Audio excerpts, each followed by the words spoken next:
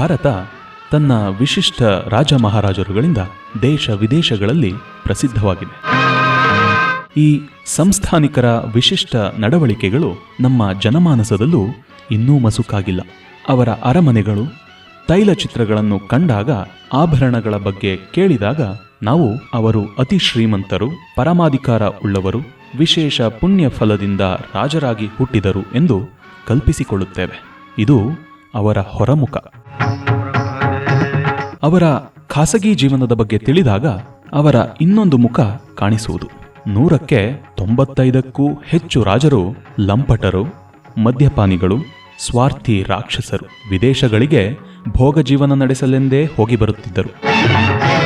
ವಿದ್ವಾಂಸರು, ಕಲಾರಾಧಕರಾಗಿ ಸಂಗೀತ, ಸಾಹಿತ್ಯ, ನೃತ್ಯಗಳಿಗೆ ಪ್ರೋತ್ಸಾಹ ನೀಡಿದವರು ಇದ್ದರು. ರಾಜರುಗಳ ವರ್ಣರಂಜಿತ ಜೀವನ ಚಿತ್ರಗಳನ್ನು ವಿಖ್ಯಾತ ಸಾಹಿತಿಗಳಾದ HR ಚಂದ್ರವದನರಾಯರು ಸಂಗ್ರಹಿಸಿದ್ದು ಈಗ ಜ್ಞಾನಧ್ವನಿ 90.8 FM ಪ್ರಸಾರವಾಗುತ್ತಿದೆ. ತಪ್ಪದೇ ಕೇಳಿ ರಾಜ ಮಹಾರಾಜರುಗಳ ಇನ್ನೊಂದು ಮುಖ. ಪ್ರತಿ ಬುಧವಾರ ಬೆಳಿಗ್ಗೆ 7:10 ಮತ್ತು ಇದರ ಮರುಪ್ರಸಾರ ಮರುದಿನ ಸಂಜೆ 7:10 ನಿಮ್ಮ ನೆಚ್ಚಿನ ಜ್ಞಾನಧ್ವನಿ 90.8 FM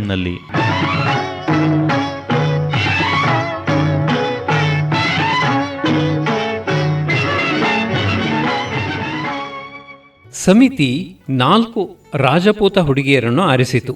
ಅವರೆಲ್ಲರ ಪೂರ್ವಜರು ರಾಜವಂಶದವರು. ಮುಸ್ಲಿಂ ಆಳ್ವಿಕೆ ಬಂದಾಗ ತಪ್ಪಿಸಿಕೊಂಡು ಗುಡ್ಡಗಾಡು ಪ್ರದೇಶಕ್ಕೆ ಹೋಗಿ ಅಲ್ಲಿ ಬಡತನದ ಬದುಕನ್ನು ನಡೆಸುತ್ತಿರುವವರು. ಸಮಿತಿ ಆರಿಸಿದ 4 ಸುಂದರ, ಆರೋಗ್ಯವಂತ, ತೆಳ್ಳಗೆ ಎತ್ತರಕ್ಕಿರುವ ಕನ್ಯೆಯರಲ್ಲಿ ಮಹಾರಾಜ ಒಬ್ಬಳನ್ನು ಆರಿಸಿದ. ಅವಳನ್ನು ಮಹಾರಾಣಿಯೂ ಒಪ್ಪಿದ್ದಳು. ಅತ್ಯಂತ ವಿಜೃಂಭಣೆಯಿಂದ ಯುವರಾಜನ ವಿವಾಹ ಮಹೋತ್ಸವ ನಡೆಯುವಂತೆ ಎಲ್ಲ ಸಿದ್ಧತೆಗಳಾದವು. ಕೇಂದ್ರ ಸರ್ಕಾರದ ಉನ್ನತ ಬ್ರಿಟಿಷ್ ಅಧಿಕಾರಿಗಳು, ಅಕ್ಕಪಕ್ಕದ ರಾಜ ಮಹಾರಾಜರು, ಭಾರತದ ಅನೇಕ ರಾಜವಂಶಸ್ಥರು, ಕೈಗಾರಿಕೋದ್ಯಮಿಗಳು, ಶ್ರೀಮಂತರು, ಸಾರ್ವಜನಿಕ ಹಿತರಕ್ಷಣೆಗಾಗಿ ದುಡಿಯುವ ಹೆಸರಾಂತ ವ್ಯಕ್ತಿಗಳು, ಇವರುಗಳಿಗೆಲ್ಲ ವಿವಾಹ ಮಹೋತ್ಸವದ ಆಹ್ವಾನ ಪತ್ರಿಕೆ ಕಳುಹಿಸಲಾಯಿತು. ಯುವರಾಣಿ ಬೃಂದಾಗೆ 4ನೇಯದೂ ಹೆಣ್ಣು ಮಗುವಾದಾಗ ಅವಳ ಬಗ್ಗೆ ಇದ್ದ ಚೂರುಪಾರು ಪ್ರೇಮವೂ ಪರಂಜಿತ್ಗೆ ಈಗ ಇಲ್ಲ. ಪರಂಜಿತ್ ಈಗ ಪ್ರೇಯಸಿ ಮಿಸ್ ಮಡ್ಜಳ ಕೈಗೊಂಬೆ. ಅವಳನ್ನು ಅವನು ಮದುವೆಯಾಗಬಹುದು, ಆದರೆ ಅವಳ ಮಗ ಸಿಂಹಾಸನಕ್ಕೆ ಅರ್ಹನಾಗುವುದಿಲ್ಲ. ಕಾರಣ, ವೈಸ್ರಾಯ್ ಕರ್ಜನ್ ಒಂದು ಕಾನೂನು ಜಾರಿಗೊಳಿಸಿದ್ದ. ಅದೇನೆಂದರೆ, ದೇಶೀಯ ಅರಸರು ಅನ್ಯ ದೇಶದವರನ್ನು ಮದುವೆಯಾಗಿ ಅವರಿಂದಾದ ಸಂತಾನವನ್ನು ಸಿಂಹಾಸನಕ್ಕೆ ಯೋಗ್ಯರೆಂದು ಸರ್ಕಾರ ಪರಿಗಣಿಸುವುದಿಲ್ಲ. ಹಾಗಾಗಿ ಪರಂಜಿತ್ ಮದುವೆಗೆ ಒಪ್ಪಲೇಬೇಕಾಯಿತು. ಮಿಸ್ ಮಡ್ಜ್ ಬಗ್ಗೆ ಯುವರಾಜನಿಗೆ ಎಲ್ಲಿಲ್ಲದ ಪ್ರೇಮ. ಮಹಾರಾಜ ಚಿಕ್ಕ ವಯಸ್ಸಿನ ಸುಂದರಿ ಹುಡುಗಿಯನ್ನು ಮದುವೆಯಾಗುತ್ತಾನೆಂದು ಕೇಳಿದೊಡನೆ ಅವಳ ಎದೆಯಲ್ಲಿ ಈರ್ಷ್ಯೆಯ ಬೆಂಕಿ ಉರಿಯಲು ಪ್ರಾರಂಭವಾಯಿತು. ಅವಳು ಯುವರಾಜನನ್ನು ತೊರೆದು ತನ್ನ ತಾಯ್ನಾಡಿಗೆ ಮರಳುವುದಾಗಿ ಬೆದರಿಕೆ ಒಡ್ಡಿದಳು. ಯುವರಾಜ ಮೂರ್ಛೆ ಹೋದ. ಡಾಕ್ಟರ್ ಸೋಹನ್ ಲಾಲ್ ಅವನಿಗೆ ಚಿಕಿತ್ಸೆ ನೀಡಿದರು. ಆದರೂ ಅವನು ಪ್ರಜ್ಞಾಹೀನ ಸ್ಥಿತಿಯಲ್ಲೇ ಇದ್ದ. ಮಿಸ್ ಮಡ್ಜ್ ಅರಮನೆಯನ್ನು ಬಿಟ್ಟು ಹೋಗಲು ತಯಾರಿ ನಡೆಸಿದ್ದಳು. ಯುವರಾಜನಿಗೆ ಪ್ರಜ್ಞೆ ಮರಳಬೇಕಾದರೆ ಮಿಸ್ ಮಡ್ಜ್ ಹಲವಾರು ಬಾರಿ ಅವನ ಕಿವಿಯಲ್ಲಿ, ನಾನು ಹೋಗುವುದಿಲ್ಲ, ನೀವು ಇನ್ನೊಂದು ಮದುವೆಯಾಗಿ ಎಂದು ಹಲವು ಬಾರಿ ಗಟ್ಟಿಯಾಗಿ ಹೇಳಬೇಕು. ಇಂತಹ ಸಲಹೆ ಬಂದದ್ದು ವೈದ್ಯ ಸೋಹನ್ ಲಾಲ್ನಿಂದ. ಹೀಗೆ ಹೇಳುವಂತೆ ಮಿಸ್ ಮಡ್ಜ್ಳನ್ನು ಪುಸಲಾಯಿಸಲು ಅವಳಿಗೆ ಹಣ, ಒಡವೆ ವಸ್ತು, ಲಂಚ ಕೊಡಬೇಕು. ಅವಳು ಕೇಳಿದ್ದನ್ನು ಸ್ವಿಸ್ ಸೇವಕಿ ತನ್ನ ಯಜಮಾನಿಗೆ ಹೇಳಿದಳು. ಮಿಸ್ ಮಡ್ಜ್ 10 ಲಕ್ಷ ರೂಪಾಯಿ ಫೀಸ್ ಕೇಳಿದಳು. ಜೊತೆಗೆ ಪತ್ನಿ ಗರ್ಭ ಧರಿಸುವವರೆಗೂ ಮಹಾರಾಜ ಅವಳೊಡನೆ ದಿನಕ್ಕೆ 1 ಗಂಟೆ ಮಾತ್ರ ಇರಬಹುದು ಎನ್ನುವ ಷರತ್ತು. ಮಹಾರಾಜ ಮತ್ತು ಮಹಾರಾಣಿ ಮಿಸ್ ಮಡ್ಜಳ ಷರತ್ತುಗಳಿಗೆ ಒಪ್ಪಿದರು. ಅವಳು ಯುವರಾಜನ ಕಿವಿಯಲ್ಲಿ, ಐ ಲವ್ ಯು, ನಿನ್ನನ್ನು ಬಿಟ್ಟು ಹೋಗುವುದಿಲ್ಲ ಎಂದು 10 ಬಾರಿ ಅರಚಿದ ಮೇಲೆ ಯುವರಾಜನಿಗೆ ಪ್ರಜ್ಞೆ ಬಂತು. ಪಕ್ಕದಲ್ಲಿ ಪ್ರೇಯಸಿ ಇದ್ದದ್ದನ್ನು ಕಂಡು ಸಂತೋಷವಾಯಿತು. ಯುವರಾಜನ ಮದುವೆ ಅತಿ ವಿಜೃಂಭಣೆಯಿಂದ ಜರುಗಿತು. ಅದೊಂದು ಮರೆಯಲಾಗದ ಸಮಾರಂಭ. ಅದಕ್ಕೆ ವೈಸರಾಯ್ ಕೂಡ ಬಂದಿದ್ದ. ವಿದೇಶದ ಅನೇಕರು ಅತಿಥಿಗಳಾಗಿ ಅರಮನೆಗೆ ಬಂದಿದ್ದರು. ರಾಜ್ಯದ ಎಲ್ಲೆಡೆ ಸಂಭ್ರಮವೋ ಸಂಭ್ರಮ. 1-2 ತಿಂಗಳಾದರೂ ಯುವರಾಜ ಯುವರಾಣಿಯನ್ನು ಏಕಾಂತದಲ್ಲಿ ನೋಡಲೇ ಇಲ್ಲ. ದಿನಕ್ಕೆ 1-2 ಗಂಟೆ ಯುವರಾಣಿ ಜೊತೆ ಇರಬಹುದು ಎನ್ನುವ ಅಭಿಪ್ರಾಯ ಮಿಸ್ ಮಡ್ಜ್ ತಿಳಿಸಿದ್ದರೂ ಅವನಿಗೆ ಯುವರಾಣಿಯ ಬಗ್ಗೆ ಪ್ರೇಮ ಅಂಕುರಿಸಲಿಲ್ಲ. ಅವನಿಗೆ ಯಾವಾಗಲೂ ಮಿಸ್ ಮಡ್ಜಳ ಸಾನ್ನಿಧ್ಯ ಬೇಕು. ಮಿಸ್ ಮಡ್ಜ್ ಪರಮಜಿತ್ನನ್ನು ಹೊಸ ರಾಣಿಯೊಂದಿಗೆ ಸ್ವಲ್ಪ ಕಾಲ ಇದ್ದು ಬರಬೇಕೆಂದು ಬಲಾತ್ಕಾರ ಮಾಡಿದಳು. ಒಂದು ರಾತ್ರಿ ಯುವರಾಣಿಯನ್ನು ಭೇಟಿಯಾಗಲು, ಅವಳೊಡನೆ ಸ್ವಲ್ಪ ಕಾಲ ಇರಲು ಪರಮಜಿತ್ ನಿರ್ಧರಿಸಿದ.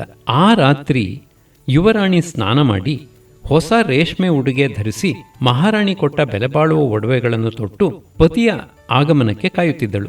ಅಲಂಕಾರ ಮಾಡಿಕೊಂಡಿದ್ದ ಅವಳು ದೇವಕನ್ನಿಕೆಯಂತೆ ಕಾಣುತ್ತಿದ್ದಳು. ಯುವರಾಜ ಯುವರಾಣಿ ಇದ್ದ ಎಲೆಸಿ ಪ್ಯಾಲೇಸ್ಗೆ 7 ಗಂಟೆಗೆ ಬಂದ. ಮಿಸ್ ಮಡ್ಜ್ ಸೂಚಿಸಿರುವಂತೆ 8ಕ್ಕೆ ವಾಪಸ್ಸಾಗಬೇಕು. ಪರಮಜಿತ್ ಪತ್ನಿಯ ಕೊಠಡಿಯಲ್ಲಿ ಸುಮಾರು 50 ನಿಮಿಷ ಇದ್ದು 7:55ಕ್ಕೆ ಕೊಠಡಿ ಬಿಟ್ಟ. ಅವನು ಬಹಳ ಸುಸ್ತಾದವನಂತೆ ಕಾಣುತ್ತಿದ್ದ. ಮಹಾರಾಣಿಗೆ ಗುಡ್ ಬೈ ಹೇಳಿ ತನ್ನ ಅರಮನೆಗೆ ಹೊರಟ. ಅಲ್ಲಿ ಅವನಿಗಾಗಿ ಮಿಸ್ ಮಡ್ಜ್ ಕಾಯುತ್ತಿದ್ದಳು. 1-2 ದಿನದಲ್ಲಿ ಅವನು ಮಿಸ್ ಮಡ್ಜ್ ಜೊತೆ ಯುರೋಪಿನ ಹಲವು ರಾಷ್ಟ್ರಗಳಿಗೆ, ಮುಖ್ಯವಾಗಿ ಫ್ರಾನ್ಸ್ಗೆ ಹೋಗಿ ಅಲ್ಲಿರುವ ನೈಟ್ ಕ್ಲಬ್, ಥಿಯೇಟರ್ ಮತ್ತು ಕೆಸಿನೋಗಳಲ್ಲಿ ಕಾಲ ಕಳೆಯಬೇಕು. ಅದು ಅನಿವಾರ್ಯ. 2-3 ತಿಂಗಳಲ್ಲಿ ಯುವರಾಣಿ ಗರ್ಭವತಿ ಎನ್ನುವ ಸಿಹಿ ಸುದ್ದಿ ಅರಮನೆಯವರಿಗೆ ಗೊತ್ತಾಯಿತು. ಅನಂತರದಲ್ಲಿ ಅವಳು ಹೆತ್ತಳು. ಮಗು ಗಂಡು. ಅರಮನೆಯಲ್ಲಿ ಸಂಭ್ರಮವೋ ಸಂಭ್ರಮ. ಫಿರಂಗಿಯಿಂದ 101 ಗುಂಡು ಹಾರಿಸಿದರು. ಯುವರಾಜನಿಗೆ ಗಂಡು ಮಗು ಆದ ವಿಷಯ ವೈಸರಾಯ್ಗೆ ತಿಳಿಸಲಾಯಿತು. ಅವನೇ ಸುಖೀತ್ ಸಿಂಗ್. ಪರಮಜಿತ್ ಸಿಂಗ್ನ ನಂತರ ಕಪೂರ್ತಲಾದ ಮಹಾರಾಜ ಅವನೇ. ಪರಮಜಿತ್ ಸಿಂಗಿಗೆ ಮಹಾರಾಜನಾಗುವ ಅದೃಷ್ಟ ಬರಲೇ ಇಲ್ಲ. ಇನ್ನು ಅವನ ಮಗ ಸುಖೀತ್ ಸಿಂಗ್ ಸ್ವತಂತ್ರ ಭಾರತದಲ್ಲಿ ಸೇನೆ ಸೇರಿ ದೊಡ್ಡ ಅಧಿಕಾರಿಯಾದ.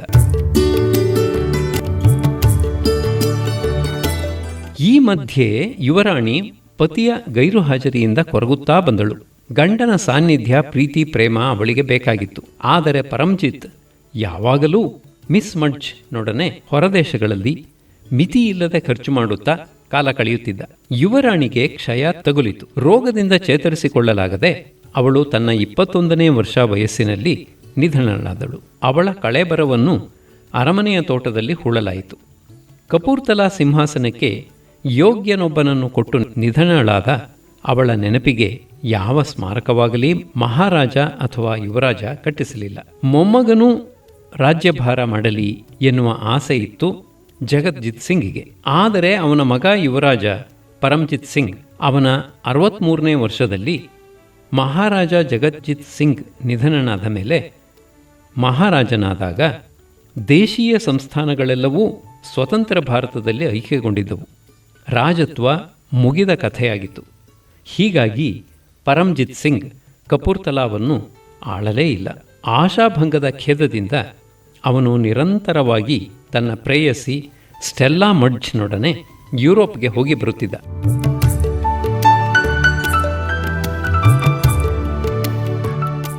ಪರಮಜಿತ್ನ ಒಂದು ಅಭ್ಯಾಸ ಯಾವಾಗಲೂ ಅಚ್ಚ ಹೊಸ ಬ್ಯಾಂಕ್ ನೋಟುಗಳನ್ನೇ ತನ್ನಲ್ಲಿ ಇಟ್ಟುಕೊಳ್ಳುವುದು.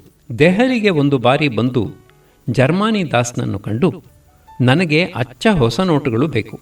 ರಿಸರ್ವ್ ಬ್ಯಾಂಕ್ನಲ್ಲಿ ಯಾರಾದರೂ ನಿನಗೆ ಗೊತ್ತಿರಬೇಕು, ಅವರಿಂದ ಕೊಡಿಸಲು ಸಾಧ್ಯವೇ? ಅದಕ್ಕೆ ದಾಸ್, ಅದಕ್ಕೇನಂತೆ, ಪ್ರಯತ್ನ ಮಾಡುತ್ತೇನೆ. ಆದರೆ ನಿಮಗೆ ಗೊತ್ತು, ಎಲ್ಲ ಕೆಲಸಕ್ಕೂ ಕಮಿಷನ್ ಕೇಳುತ್ತಾರೆ, 10% ಕಮಿಷನ್ ಎಂದ. ಆಗಲಿ ಎಂದ ಪರಮಜಿತ್. ಮಾರನೆಯ ದಿನ ಅವನಿದ್ದ ಜಾಗಕ್ಕೆ 90,000 ಮೌಲ್ಯದ ಹೊಸ ನೋಟುಗಳನ್ನು, 100 ರೂಪಾಯಿನ 900 ನೋಟುಗಳು ದಾಸ್ ತೆಗೆದುಕೊಂಡು ಹೋಗಿ ಕೊಟ್ಟ. ನೋಟುಗಳನ್ನು ದಾಸ್ ರಿಸರ್ವ್ ಬ್ಯಾಂಕ್ನ ಒಬ್ಬ ಗೆಳೆಯನಿಂದ ಪಡೆದುಕೊಂಡಿದ್ದ. ಪರಮಜಿತ್ ಹೊಸ ನೋಟುಗಳನ್ನು ನೋಡಿದ ಕೂಡಲೇ, ನಿಜವಾಗಿ ನೀನು ಕಪೂರ್ತಲಾದ ಅರಮನೆಗೆ ನಿಷ್ಠೆ ಇಟ್ಟುಕೊಂಡಿರುವ ವ್ಯಕ್ತಿ ಎಂದ. ಹಳೆಯ ನೋಟುಗಳಿಗೆ ಬದಲಾಗಿ ಹೊಸ ನೋಟುಗಳನ್ನು ಈ ರೀತಿ ಪಡೆಯುವುದರಿಂದ 10% ನಷ್ಟವಾದರೂ ಪರಮಜಿತ್ ಈ ಅಭ್ಯಾಸ ಮುಂದುವರೆಸಿದ್ದ. ಆಳ್ವಾರ್ ಮಹಾರಾಜ ಎಚ್ ಸವಾಯ್ ಸಿಂಗ್. ಆಳ್ವಾರ್ ಮಹಾರಾಜ ಸವಾಯ್ ಸಿಂಗ್ಗೆ ತಾನು ಸೂರ್ಯವಂಶಕ್ಕೆ ಸೇರಿದವನು, ಶ್ರೀರಾಮನ ನೇರ ಉತ್ತರಾಧಿಕಾರಿ, ದೇವರ ಅವತಾರ, ಎಂದು ನಂಬಿದ್ದ. ಅವನಿಗೆ ಅಸಾಧಾರಣ ಬಿರುದುಗಳಿದ್ದವು. ಅವುಗಳಲ್ಲಿ ಕೆಲವು ಭಾರತ ಧರ್ಮ ಪ್ರಭಾಕರ ರಾಜರ್ಷಿ, ಹಿಸ್ ಹೈನೆಸ್, ಹಿಸ್ ಹೋಲಿನೆಸ್ ಮುಂತಾದವು. ಮಹಾರಾಜ ಸವಾಯಿ ಜಯಸಿಂಗಿಗೆ ಶ್ವಾನಗಳ ಬಗ್ಗೆ ಕೀಳು ಭಾವನೆ. ಅವನು ಮುಟ್ಟಿಸಿಕೊಳ್ಳುತ್ತಿರಲಿಲ್ಲ. ಅವನು ಶ್ವಾನದ್ವೇಷಿ ಕೂಡ. ಆಗ ಇದ್ದ viceroy Lord Willingdon viceregal ಲಾಡ್ಜ್ನಲ್ಲಿ ತನ್ನ ಜೊತೆ ತಂಗಿರುವುದಕ್ಕೆ ರಾಜನನ್ನು ಆಮಂತ್ರಿಸಿದ. ಆಹ್ವಾನವನ್ನು ಮಹಾರಾಜ ಒಪ್ಪಿಕೊಳ್ಳುತ್ತಾ ತಾನು ಉಳಿದುಕೊಳ್ಳುವ ಜಾಗದಲ್ಲಿ ನಾಯಿಗಳು ಇರಬಾರದೆಂದು, ತೊಗಲಿನ ಹೊದಿಕೆ ಇರುವ ಕುರ್ಚಿ ಸೋಫಾಗಳಲ್ಲಿ ತಾನು ಕುಳಿತುಕೊಳ್ಳುವುದಿಲ್ಲವೆಂದು ಮಿಲಿಟರಿ ಕಾರ್ಯದರ್ಶಿಯ ಮೂಲಕ ವೈಸ್ ರೀಗಲ್ ಲಾಡ್ಜ್ಗೆ ಹೇಳಿ ಕಳುಹಿಸಿದ. ವೈಸ್ರಾಯ್ಗೆ ಅವನ ಮಾತು ಕೇಳಿ ತುಸು ಕೋಪವೇ ಬಂತು. ಆದರೂ ಅವನು ಉಳಿದುಕೊಳ್ಳುವ ಕೊಠಡಿಗಳಲ್ಲಿ ತೊಗಲಿನ ಯಾವ ಫರ್ನಿಚರ್ ಆಗಲಿ ವಸ್ತುಗಳಾಗಲಿ ಇರದಂತೆ ನೋಡಿಕೊಳ್ಳಬೇಕು ಎಂಬ ಸೂಚನೆ ಅಧಿಕಾರಿಗಳಿಗೆ ಹೋಯಿತು. ರಾಜನ ಭೇಟಿ ಕಾಲದಲ್ಲಿ ಲೇಡಿ ವಿಲ್ಲಿಂಗ್ಡನ್ನಳ ಮುದ್ದಾದ ಪೆಕೆನೀಸ್ ನಾಯಿಯನ್ನು ಕಟ್ಟಿಹಾಕಿರಬೇಕೆಂದು ಆಜ್ಞೆ ಕೂಡ ಆಯಿತು. ವೈಸ್ರಾಯ್ ಅಧಿಕಾರಿಗಳೊಡನೆ ವೈಸ್ ರೀಗಲ್ ಲಾಡ್ಜ್ಗೆ ಬಂದ. ಅತಿಥಿಗೆ ಏರ್ಪಡಿಸಿರುವ ವಾಸ್ತವ್ಯದ ಬಗ್ಗೆ ತೃಪ್ತಿ ಸೂಚಿಸಿದ. ಅತಿಥಿಯ ಗೌರವಾರ್ಥ ವೈಸ್ ರೀಗಲ್ ಲಾಡ್ಜ್ನಲ್ಲಿ ಔತಣಕೂಟ. ಎಲ್ಲರೂ ಭೋಜನಕ್ಕೆ ಕುಳಿತಿದ್ದಾರೆ. ಬಹಳ ಹೊತ್ತಿನಿಂದ ಕಟ್ಟಿಹಾಕಿದ್ದ ಲೇಡಿ ವಿಲ್ಲಿಂಗ್ಡನ್ನಳ ನಾಯಿ ಚಡಪಡಿಸುತ್ತಾ ಕಟ್ಟನ್ನು ಬಿಡಿಸಿಕೊಂಡು ತನ್ನ ಯಜಮಾನಿ ಇರುವ ಜಾಗಕ್ಕೆ ನುಸುಳಿ ಬಂತು. ಮಹಾರಾಜ ಲೇಡಿ ವಿಲ್ಲಿಂಗ್ಡನ್ನಳ ಪಕ್ಕ ಕುಳಿತಿದ್ದ. ನಾಯಿ ಮಹಾರಾಜನ ಕಾಲಿನ ಬಳಿ ಬಂತು. ಕಾಲು ಚೀಲ ಎಳೆಯಿತು. ಮಹಾರಾಜ ನೋಡಿದ. ಅವನಿಗೆ ಕೋಪ ನೆತ್ತಿಗೇರಿತು. ಕಾರಣ ತಾನು ಸೂಚಿಸಿದ್ದರೂ ತನ್ನ ಸೂಚನೆಯನ್ನು ಗಂಭೀರವಾಗಿ ತೆಗೆದುಕೊಳ್ಳದೆ ನಾಯಿ ತನ್ನನ್ನು ಮುಟ್ಟುವುದಕ್ಕೆ ಅವಕಾಶ ಕೊಟ್ಟದ್ದು. ಔತಣಕೂಟದಲ್ಲಿ ಅನುಸರಿಸಬೇಕಾದ ಶಿಷ್ಟಾಚಾರವನ್ನು ಮೀರಿ ಮಹಾರಾಜ ಅಲ್ಲಿಂದ ಎದ್ದು ಹೋದ. ಏನನ್ನೂ ಹೇಳದೆ ಅವನು ಹೋದುದನ್ನು ಕಂಡು ವೈಸ್ರಾಯ್ ಮತ್ತು ಇತರರಿಗೆ ಆಶ್ಚರ್ಯವಾಯಿತು. ಮಹಾರಾಜ ಸೀದಾ ತನ್ನ ಕೊಠಡಿಗೆ ಹೋಗಿ ಸ್ನಾನ ಮಾಡಿ ಬೇರೆ ಉಡುಗೆ ತೊಟ್ಟು ವಾಪಸ್ಸಾದ. ತನಗಾದ ಅತೃಪ್ತಿಯನ್ನು ವೈಸ್ರಾಯ್ ಅಲ್ಲಿ ತಿಳಿಸಲಿಲ್ಲವಾದರೂ ಅದನ್ನು ಚಕ್ರವರ್ತಿಗೆ secretary of state for India ಮೂಲಕ ತಿಳಿಸಿದ.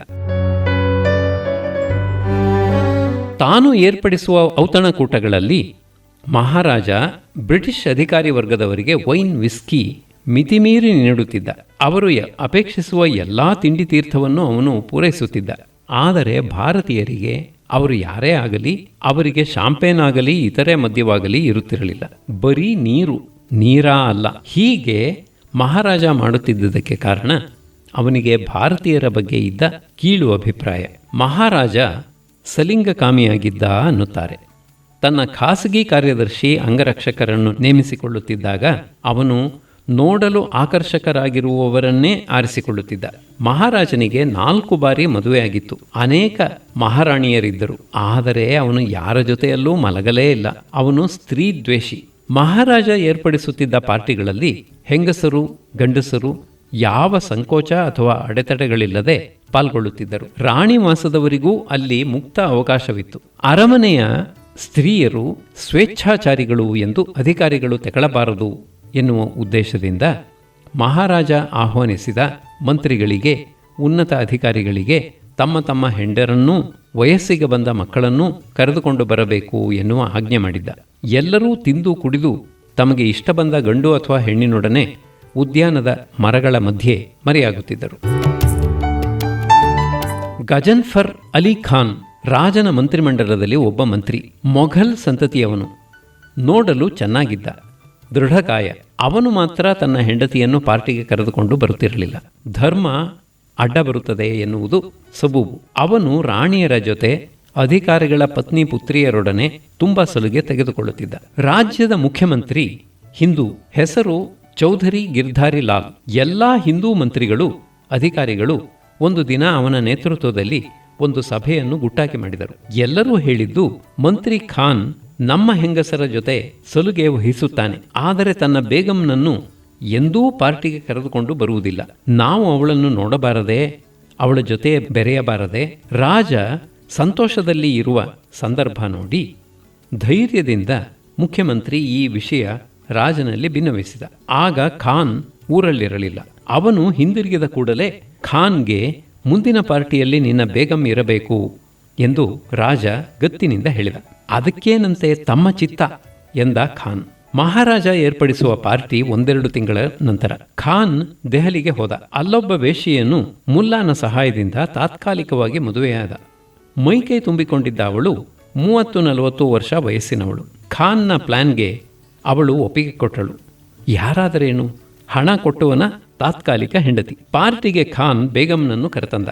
ಅವಳು ಖಾನ್ನ ಪತ್ನಿಯಂತೆ ವರ್ತಿಸಿದಳು. ಅನೇಕರ ಲೈಂಗಿಕಾಸಕ್ತಿಯನ್ನು ತೃಪ್ತಿಪಡಿಸಿದಳು.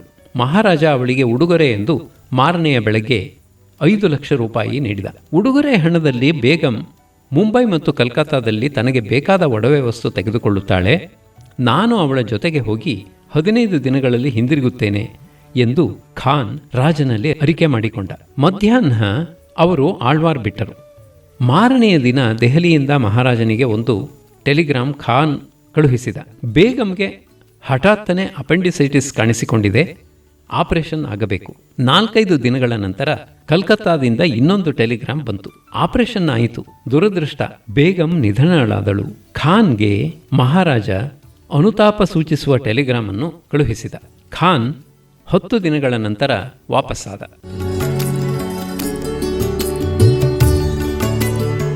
ಗಜನ್ಫರ್ ಅಲಿ ಖಾನ್ ಮುಂದೆ ಇಂಡಿಯಾಕ್ಕೆ ಪಾಕಿಸ್ತಾನದ ಹೈಕಮಿಷನರ್ ಆಗಿದ್ದ. ಮಹಾರಾಜ ಒಳ್ಳೆಯ ಬೇಟೆಗಾರ ಹಾಗೂ ಪೋಲೋಪಟು. ಅನೇಕ ರಾಜಮಹಾರಾಜರಂತೆ ಅವನೂ ಕಾಡು ಮೃಗಗಳನ್ನು ಬೇಟೆಯಾಡುತ್ತಿದ್ದ. ಜನರ ಉಪಯೋಗಕ್ಕಾಗಿ ಹಳ್ಳಿಗಳಲ್ಲಿ, ನಗರಗಳನ್ನೂ ರಾಜಧಾನಿಯನ್ನೂ ಸೇರಿಸುವ ರಸ್ತೆಗಳನ್ನು ಮಾಡಿಸುವುದರ ಬದಲು ಅವನು ಅರಮನೆಯಿಂದ ಕಾಡಿನೊಳಗೆ ಮೋಟಾರಿನಲ್ಲಿ ಸುಲಭವಾಗಿ ಹೋಗಲು ರಸ್ತೆಗಳನ್ನು ಮಾಡಿಸಿದ. ಈ ರಸ್ತೆಗಳು ಬೇಟೆಗೆ ಹೋಗುವ ಅವನಿಗೆ, ಅವನ ಅತಿಥಿಗಳಿಗೆ ಮಾತ್ರ ಉಪಯೋಗ. ಕೆಲವು ರಸ್ತೆಗಳು 100 ಮೈಲಿ ಉದ್ದವಾಗಿದ್ದವು. ರಾಜಧಾನಿಯಿಂದ 20 ಮೈಲಿ ದೂರದಲ್ಲಿ ಅವನು ಸಿರಿಸ್ಕಾ ಅರಮನೆಯನ್ನು ಹುಲಿ ಚಿರತೆಗಳನ್ನು ಕೊಲ್ಲುವುದಕ್ಕೆ ಅನುಕೂಲವಾಗಲೆಂದೇ ನಿರ್ಮಿಸಿದ. ಅರಮನೆ ತನಕ ಹೋದ ರಸ್ತೆ ಮುಂದೆ ಎಲ್ಲಿಗೂ ಹೋಗುವ ಏರ್ಪಾಡಿರಲಿಲ್ಲ. ರಸ್ತೆ ಮತ್ತು ಅರಮನೆಯ ನಿರ್ಮಾಣಕ್ಕೆ ರಾಜ ಬೊಕ್ಕಸದಿಂದ 1 ಕೋಟಿ ರೂಪಾಯಿ ಖರ್ಚು ಮಾಡಿದ್ದ. ಅರಮನೆಯ ಸುತ್ತಲೂ ಆವರಿಸಿದ್ದ ಕಾಡಿನಲ್ಲಿ ಹುಲಿಗಳು ಓಡಾಡುತ್ತಿದ್ದವು. ಅರಮನೆಯಿಂದ ಕಾಡಿನ ಮಧ್ಯದಲ್ಲಿದ್ದ ಅರಮನೆಗೆ ಮೋಟಾರಿನಲ್ಲಿ ಹೋಗುವಾಗ ಹುಲಿಗಳು, ಚಿರತೆಗಳು ಮತ್ತು ಇತರ ಕಾಡು ಪ್ರಾಣಿಗಳು ಅಡ್ಡ ಬರುತ್ತಿದ್ದವು. ಅವನ್ನು ಮೋಟಾರಿನಲ್ಲಿ ಕುಳಿತೇ ಬಂದೂಕದಿಂದ ಹೊಡೆದು ಕೊಲ್ಲಬಹುದಾಗಿತ್ತು. ಸರ್ವಾಧಿಕಾರಿ ಮುಸ್ಸೋಲಿನಿ ನೇಪಲ್ಸ್ನಿಂದ ರೋಮ್ವರೆಗೆ ನಿರ್ಮಿಸಿದ ರಸ್ತೆಯಂತೆ ಮಹಾರಾಜ ನಿರ್ಮಿಸಿದ ರಸ್ತೆಯೂ ಅಗಲವಾಗಿದ್ದು ವಾಹನಗಳ ಸಂಚಾರಕ್ಕೆ ಬಹಳ ಅನುಕೂಲವಾಗಿತ್ತು. ಮಹಾರಾಜ ಒಳ್ಳೆಯ ಪೋಲೋ ಆಟಗಾರ.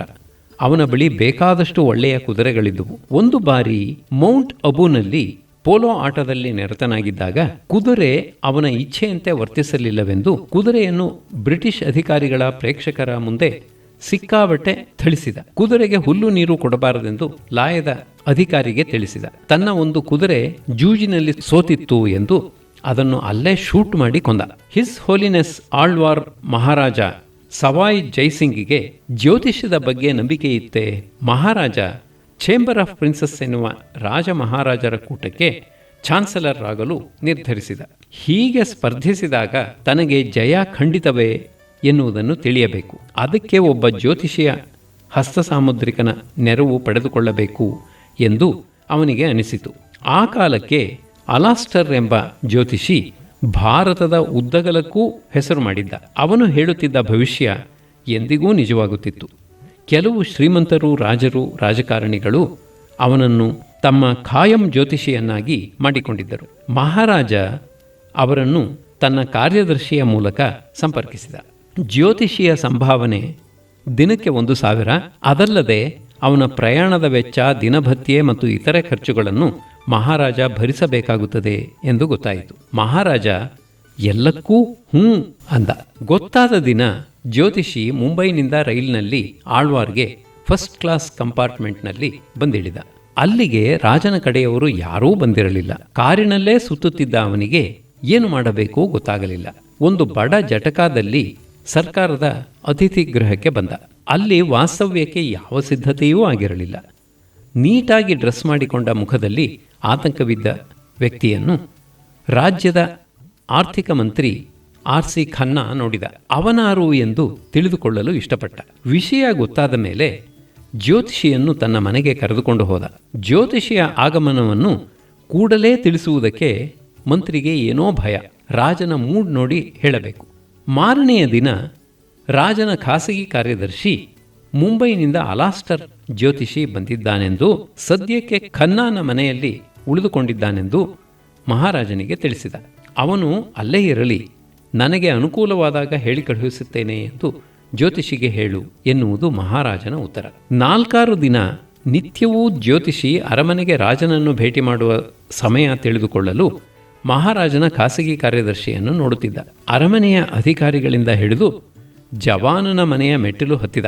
ಆದರೆ ಯಾರಿಂದಲೂ ರಾಜನೊಡನೆ ಯಾವಾಗ ಭೇಟಿ ಎಂದು ಗೊತ್ತಾಗಲಿಲ್ಲ. ಅವನಿಗಾದ ಜುಗುಪ್ಸೆ ಹೇಳಲು ಬರುವಂತಿಲ್ಲ.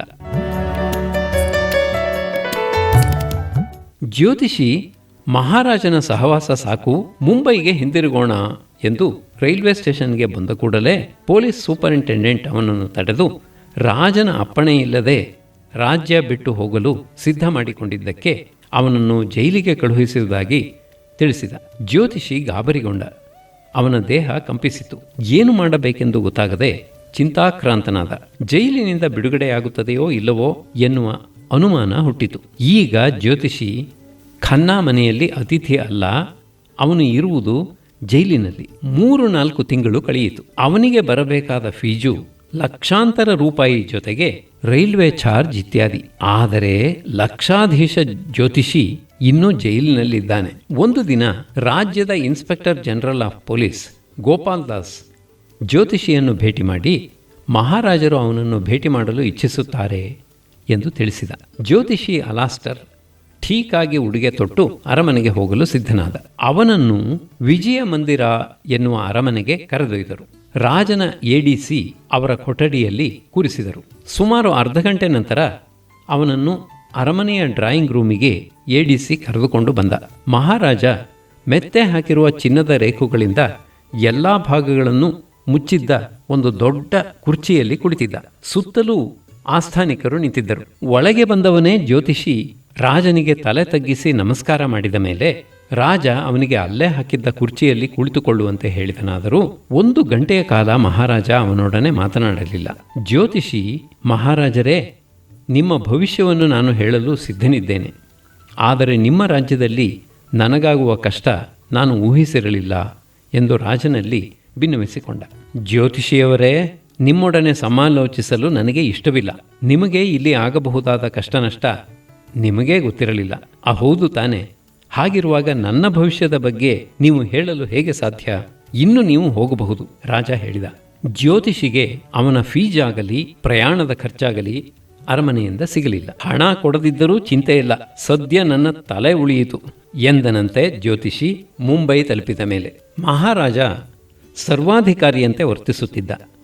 ಪ್ರಜೆಗಳಿಂದ ತೆರಿಗೆ ಎಂದು ವಸೂಲು ಮಾಡಿದ ಹಣದ 80-90% ಭಾಗ ಅರಮನೆಗೆ, ನೌಕರರ ಸಂಬಳ ಸಾರಿಗೆಗೆ, ತನ್ನ ಭೋಗ ಜೀವನಕ್ಕೆ ಖರ್ಚು ಮಾಡುತ್ತಿದ್ದ. ಬೊಕ್ಕಸ ಹೆಚ್ಚು ಕಡಿಮೆ ಖಾಲಿಯಾಯಿತು. ಆಡಳಿತ ಕುಸಿಯಿತು. ನೊಂದ ಪ್ರಜೆಗಳ ಕೂಗು ದೆಹಲಿ ತಲುಪಿತು.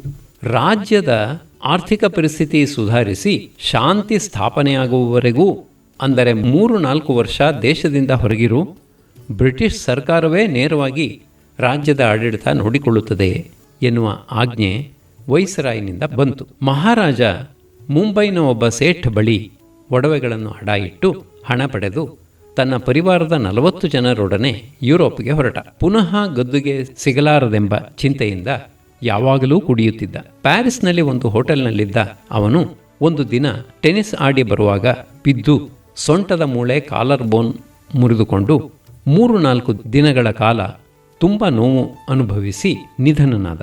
ಶ್ರೀರಾಮನ ವಂಶಜ ಎಂದು ಹೇಳಿಕೊಳ್ಳುತ್ತಾ ಪ್ರಜೆಗಳಿಗೆ ಉಪಚಾರ ಮಾಡದೆ ಅವರನ್ನು ಗೋಳು ಹುಯ್ಯುತ್ತಾ ಸ್ವಾರ್ಥಿಯಾಗಿದ್ದ ರಾಜನ ಬಗ್ಗೆ ಪ್ರಜೆಗಳಿಗೆ ಅವನ ನಿಧನದಿಂದ ದುಃಖವಾಗಲಿಲ್ಲ. ಯಾರೂ ಕಣ್ಣೀರನ್ನೂ ಸುರಿಸಲಿಲ್ಲ.